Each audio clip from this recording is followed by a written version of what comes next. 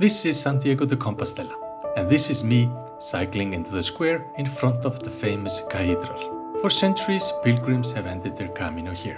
When I arrived, it was overwhelming. I thought I'd say something wise, something to capture the moment, but I had no words.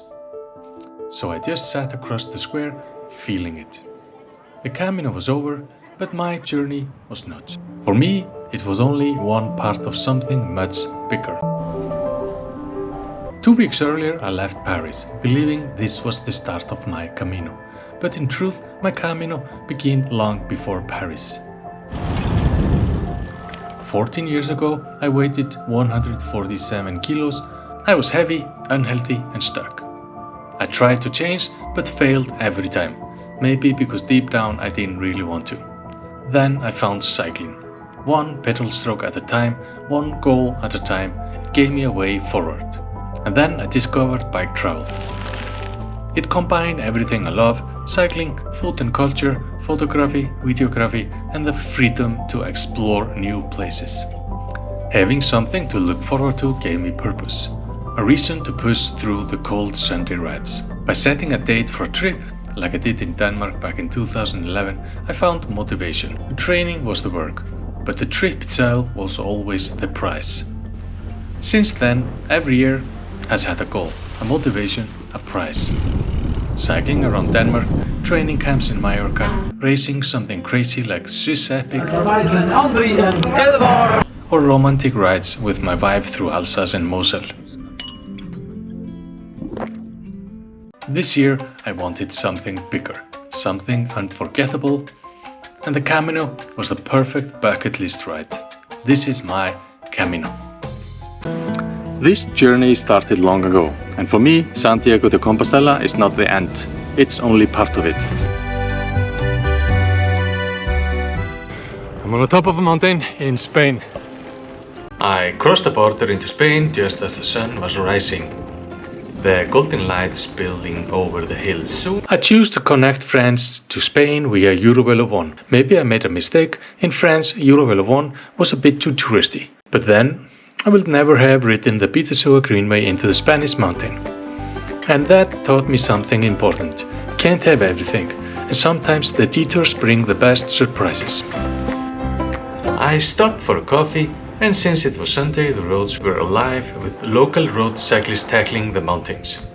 I joined the climb, reached the top, and then coasted down the other side, back on the Greenway. I found a natural water spring to refill my bottles before pushing on towards Pamplona.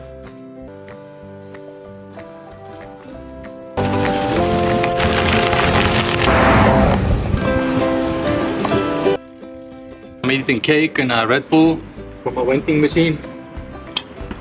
And then I saw a restaurant right over there. Bloody hell! After last night wild camp, I treated myself to a hotel in Pamplona. Pinchos, cold beer, crisp white wine. Another hot day is coming tomorrow, so it will be another early start. Thanks for watching, and don't forget to subscribe for the next stage of the journey. I'm on the Camino, and they have sunflowers in Spain too. This morning was different. I actually set my alarm for the first time on this trip. I wanted to beat the heat. So, by 7, I was already pedaling out of Pamplona. I wasn't alone. The Camino was alive with pilgrims walking in the cool of the morning. It's pilgrim heaven. Narrow cobbled streets leading to beautiful churches and cathedrals that have stood for centuries as rest stops for travelers on the way of St. James. So if you are going to cycle the Camino, then come well prepared, because the terrain can be rough and the hills can be steep. So a little bit bigger tires and a low gearing is very welcome. By midday the sun was merciless. It hit 35 Celsius and it kept climbing. I stopped at every water fountain I could find, filling bottles and splashing my head.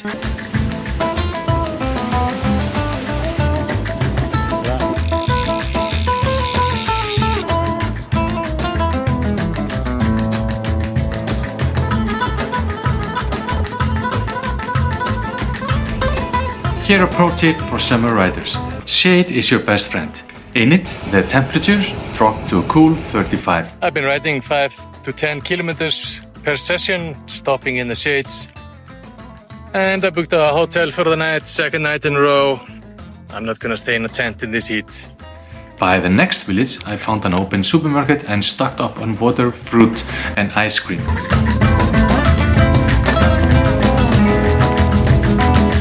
The capital of La Rioja wine region. I checked into a hotel and went out to explore the old town. Here, tapas are called pinchos and they are paired with deep, ruby red Rioja wine.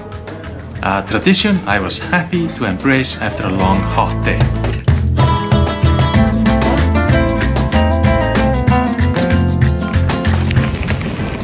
Welcome to the Camino de Santiago.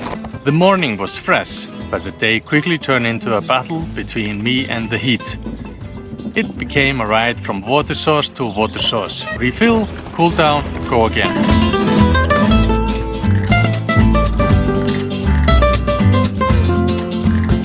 Coffee stop, bread, fruit from the supermarket.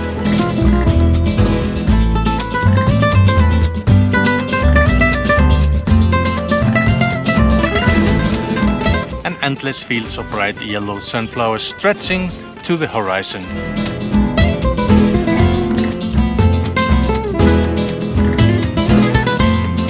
Another hot day here on the Camino. Not as hot as yesterday. We'll probably go to a hotel again. I'm getting used to it. It's nice.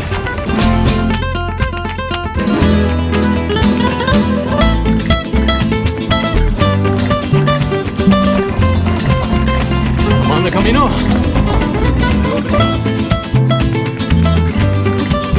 "125 kilometers in the sun, done.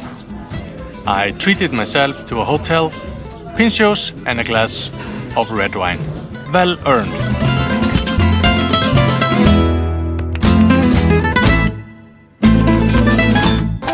When I started day 12, I knew I'd reached the halfway point of my trip.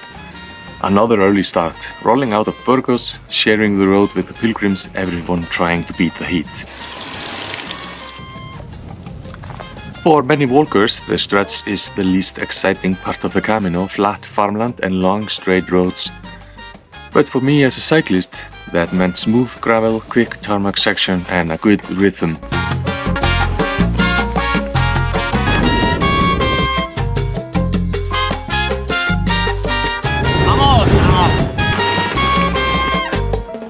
The usual supermarket stop, I paused at a quiet church before arriving at something truly special. Antiguo convento de San Antón. Founded in the 12th century as a hospital for pilgrims. From there, it was more flat roads and rising heat until I reached another site worth stopping for, the Canal de Castilla. Built in the 18th century to carry grain from Castile to the northern ports. It's now a peaceful waterway lined with trails, wildlife and the shade every pilgrim hopes to find on a hot afternoon. Later, I ducked into another supermarket and bought a huge slice of watermelon. Cold, sweet and exactly what I needed. With the sun still burning, I pushed on into the evening before finding a spot to wild camp. Ended my halfway point day under the quiet sky. I pushed on a little bit since I've been 3 nights in a row in a hotel and decided to wild camp. I think this is going to be a spot. Ready to go 7 o'clock in the morning. Beating the heat. Next big stop, rolling into the city. My first mission was to give the bike a well-deserved wash.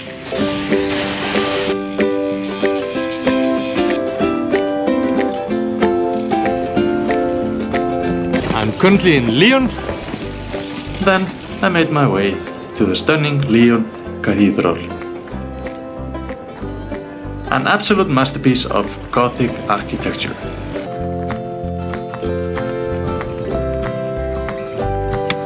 I thought I would never admit it, but this has been a lifesaver. You can unfollow me on Facebook or whatever you want, but this has been a lifesaver.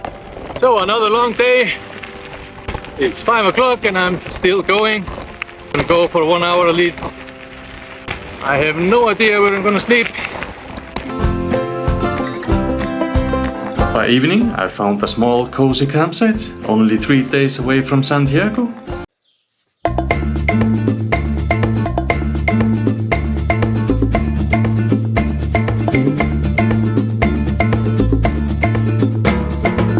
Sun is just rising.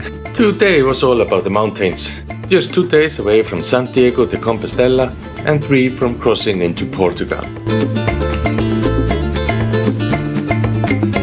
On top of my first mountain, I stopped for breakfast at a little cafe and admired the view. Mist rising over the valleys, stone villages shattered in the distance. From there, it was one mountain pass after another, each climb followed by a thrilling descent.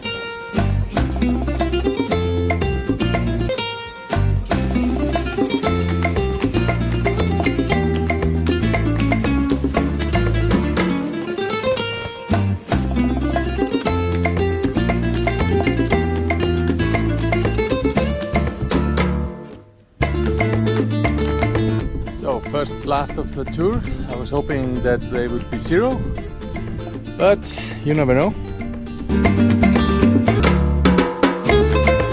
On top, and I'm out of water. Went to the hospital today.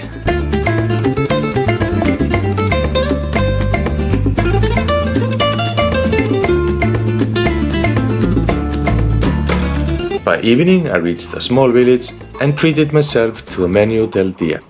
It started with caldo gallego, a traditional Galician soup, then came a plate of grilled beef, simple but exactly what I needed.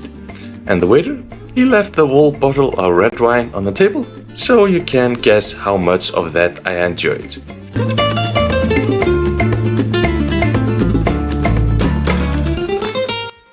The day began early with a long way still to go and hills that seemed endless.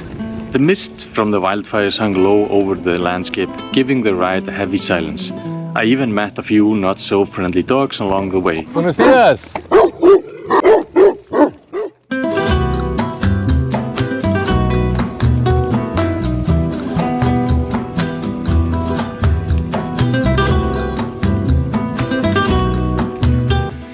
This might be my last day on the Camino.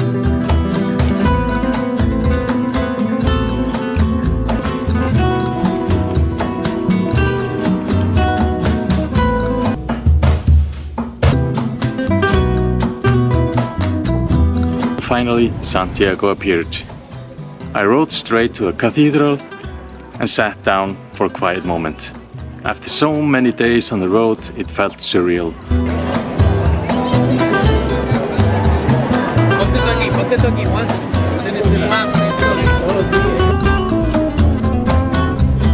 Later, I celebrated with tapas for dinner, simple food, but it never tasted better.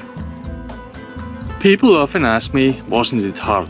But how can something I enjoy be hard? It's important to have goals, and I always keep at least 3 in my heart. This is not the end, it's just one part of a bigger journey towards a better, healthier life.